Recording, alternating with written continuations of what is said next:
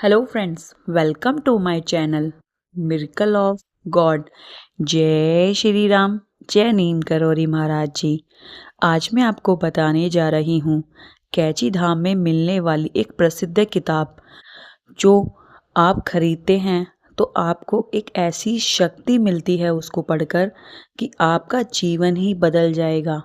यदि आप उस किताब को पढ़ेंगे और आप आध्यात्मिकता का मार्ग अपनाना चाहते हैं, भगवान के नज़दीक जाना चाहते हैं, जानना चाहते हैं कि नीम करोरी महाराज जी और सिद्धि माँ कौन है, क्या है और वह दोनों कब और कैसे कहाँ मिले और गुरु और शिष्य का नाता इतना गहरा कैसे हुआ, पूरी जानकारी उस किताब में है। तो जानिए मेरी इस वीडियो में उस किताब के लेखक क्या बताती हैं और जब उन्होंने ये किताब लिखी तब उन्होंने अपने बारे में कुछ महत्वपूर्ण जानकारी बताई। जानिए पुस्तक जिसका नाम है श्री सिद्धि माँ, जो नीम करोरी महाराज जी और सिद्धि माँ ताकि जीवन के बहुत ही दैवीय शक्ति और उनके जीवन के बारे में हमें कुछ महत्वपूर्ण जानकारी देती है। यदि आप जानना चाहते हैं तो वीडियो को एंड तक देखिएगा। पसंद आए तो लाइक ज़रूर कीजिएगा और कमेंट में जय श्री राम लिखना ना भूलिएगा। जया प्रसाद, जिन्होंने श्री सिद्धि माँ यह किताब लिखी है, वह बहुत ही करीब रही थी।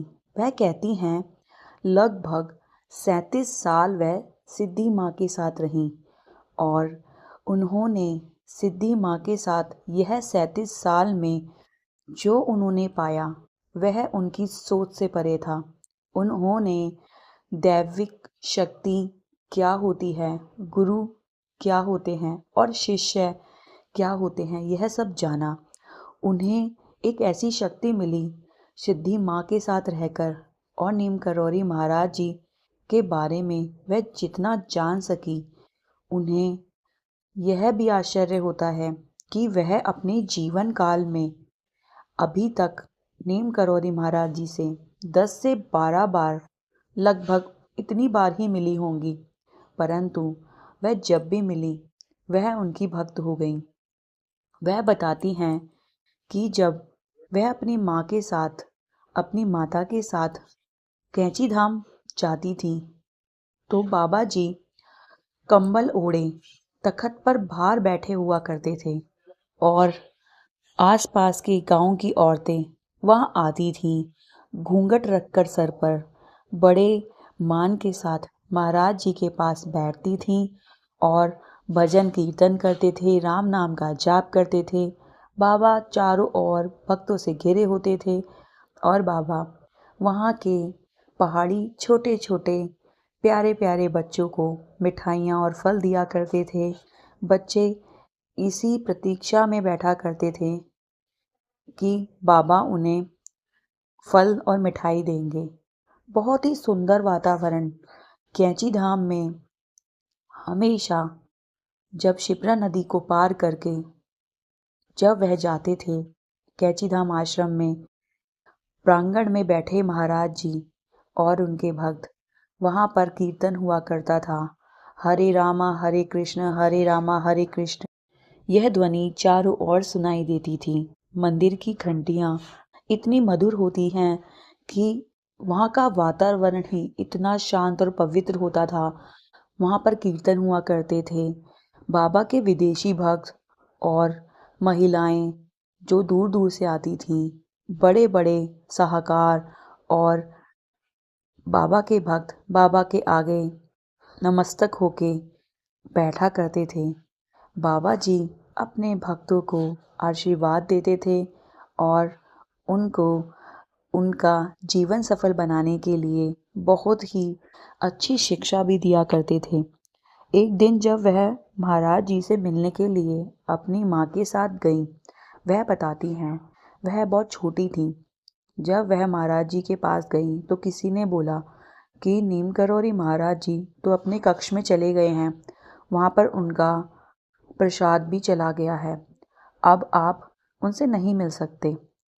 तभी महाराज जी की आवाज आई, कौन आया है, अंदर भेज दो। ऐसा सुनकर उनको अंदर बुला लिया गया। कमरे में महाराज जी के कक्ष में महाराज जी तखत पे बैठे थे। उनके समक्ष उनका भोजन थाल रखा हुआ था, प्रसाद रखा हुआ था। तब महाराज जी कहते हैं, आओ बेटी, प्रसाद ग्रहण करो। तब उनकी माता जी संकोच करती हैं कि महाराज जी के समक्ष हम कैसे खा सकते हैं, महाराज जी के सामने हम कैसे इस थाली को हाथ लगा सकते हैं। वह संकोच कर रही थी। तभी महाराज जी ने कहा कि मेरे सामने खाओ, कोई बात नहीं बेटी। तब वह मुस्कुराईं और उनकी बेटी जया प्रसाद जी यह देख रही थी कि बाबा जी के सामने माँ संकोच कर रही हैं खाने से। महाराज जी फिर उनके सर पर हाथ रखते हैं, जया प्रसाद जी के सर पर, और कहते हैं, तुम किसकी बेटी हो। यह बात वह सोचने लगी कि बाबा जी ने ऐसा क्यों कहा। उनको फिर याद आया, कुछ साल पहले की बात है, जब हम महाराज जी को ना जानते थे ना पहचानते थे, ना वह कभी कैची धाम आई थी। बस उनको इतना पता है कि एक दिन जो उनका घर है नैनीताल में, वहाँ वह अपने दादी दादा चाची चाचा सबके साथ, माता पिता के साथ बैठकर अपने नैनीताल वाले घर में रात का भोजन कर रही थी। तब उनकी माँ को एक आवाज़ आई कि दरवाजे पे कोई आया है। उन्होंने कहा, मुझे दरवाज़ा खोलना है। उन्होंने खाते खाते अपनी चम्मच नीचे रखी और भाग कर गई। सबने पूछा, कौन है। कहती, मुझे लगा नीम करोरी महाराज जी आए हैं। उनकी माँ, जया प्रसाद जी की माँ, बहुत ही ज़्यादा गुरु को मानती थी। हर मंदिर मस्जिद और सबके आगे वह अपना सर झुकाती थी। उनको लगता था कि सब में भगवान है, सब ईश्वर एक है। और उनके पिता बस यही जानते थे कि जो उनके कुल देवी देवता हैं वह ब्राह्मण परिवार से हैं। तो उनको लगता था कि वह बस अपने देवी देवताओं और इष्ट को ही मानेंगे। वह बस अपने घर में अपने इष्ट को ही मानते थे। परंतु उनकी माता प्रणाम करती थी और गुरुओं का आदर करती थी, साधुओं का आदर करती थी। यह सोच वाली महिला बहुत ही ज़्यादा पवित्र होती हैं। यह सोचकर जब वह वापस आई तो देखा ना दरवाजे पे कोई था। सब हंसने लगे।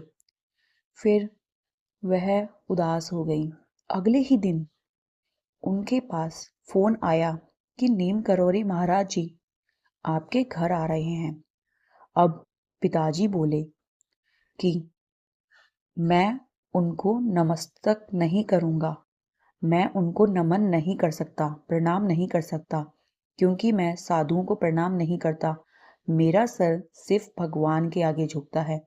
ऐसा कहने लगे और सबका ध्यान पिताजी की तरफ था कि जब नीम करोरी महाराज जी उनके घर आएंगे तो वो कैसे उनको प्रणाम करेंगे या नहीं करेंगे, सब देखना चाहते थे। और माता लग गई भोजन बनाने में, हलवा बनाने में महाराज जी के लिए। नीमकर और महाराज जी एक जीप पर बैठकर आते हैं। जीप से उतरते ही वह सब देखते हैं कि बाबा जी नंगे पैर हैं और फुर्ती से चले आ रहे हैं बहुत सारे भक्तों के साथ। उनके साथ बहुत सारे भक्त थे। वह घर में प्रवेश करते हैं और सीधा जाकर सामने सोफे पे लेट जाते हैं। सब उनको प्रणाम करते हैं और पिताजी आते हैं और उनको प्रणाम करते हैं। सब देखकर हैरान हो जाते हैं। तब पिताजी बोलते हैं, महाराज जी आप इतने दिनों बाद क्यों मिले मुझे। तब महाराज जी कहते हैं, अरे कल मैं आया तो था, तब तुम मुझसे नहीं मिले क्या। सब हैरान हो जाते हैं। तब उनकी माता को पूरा विश्वास होता है कि कल मेरा वहम नहीं था। जब मैं कल रात का भोजन कर रही थी तो महाराज जी सच में आए थे। फिर महाराज जी जया प्रसाद जी के पिता को कहते हैं कि तुम मुझे पहचान लिया। तब वह कहते हैं, महाराज जी, आपको मैं कैसे भूल सकता हूँ। जब मैं कॉलेज में था आपने मेरी जान बचाई थी। मुझे सब याद है। सब हैरान हो जाते हैं कि यह कैसी बातें कर रहे हैं। उसके पीछे भी एक कहानी है। यह सब हो रहा था तब महाराज जी हलवा खाते हैं, प्रसाद खाते हैं और जया प्रसाद जी की माँ को कहते हैं, आप धन्य हैं देवी, आप बेटी बहुत ही धन्य हैं। आप सबका आदर करती हैं। भगवान आपको हमेशा सुखी रहे। और जया प्रसाद जी के सर पे हाथ रख के कहते हैं, तुम मेरी बेटी हो। तो जया प्रसाद जी को वह बात याद आती है कि वह नीम करौरी महाराज जी का आशीर्वाद उनके साथ है। नीम करौरी महाराज जी ने उनको अपनी बेटी कहा था और महाराज जी ने जिसे चुना है अपना भक्त, वह उससे कभी दूर नहीं होंगे। वह महाराज जी को जानती भी नहीं थी और महाराज जी उनके घर आए। उनकी माँ ने बताया कि वह सिर्फ तुम्हारे लिए आए थे, हम तो उनको जानते भी नहीं। जया प्रसाद जी बहुत ही ज़्यादा लकी हैं और वह नीम करौरी महाराज जी की भक्त हो जाती हैं, जबकि वह नीम करौरी महाराज जी को पहले जानती भी नहीं थी। ऐसी एक अद्भुत कहानी आगे मैं आपको बताऊंगी। जया प्रसाद जी की पुस्तक श्री सिद्धि माता जी की किताब में जो कहानियाँ हैं, जानना चाहते हैं तो वीडियो को पूरा देखिए और मेरे चैनल को सब्सक्राइब करना ना भूलिए, ताकि इसी तरह महाराज जी और सिद्धि माँ के चमत्कारों की सारी कहानियाँ मैं आप तक लाती रहूँ। अगर वीडियो पसंद आई है तो कमेंट में जय श्री राम लिखना ना भूलिएगा। Thank you for watching. जय श्री राम, जय नीम करौरी महाराज जी।